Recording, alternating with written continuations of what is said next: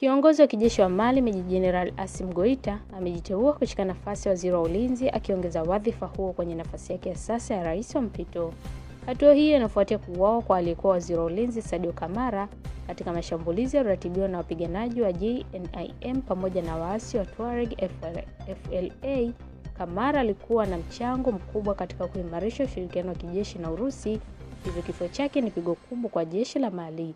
Waziri wa ulinzi Goita, ambaye alitwaa madaraka kupitia mapinduzi ya kijeshi, sasa ataongoza moja kwa moja vyombo vya usalama, akisaidiwa na mkuu wa majeshi ya nchi hiyo Jenerali Oumar Diarra aliyeteuliwa kwa naibu waziri wa ulinzi.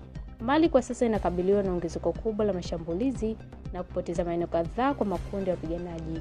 Goita aliingia madarakani mwaka 2020 akiwa na cheo cha kanali kabla ya kupanda hadi kuwa jenerali ndani ya miaka minne. Wachambuzi wanamkosoa wakisema hajafanikiwa kutimiza ahadi yake ya kurejesha usalama licha ya msaada wa kijeshi kutoka Moscow.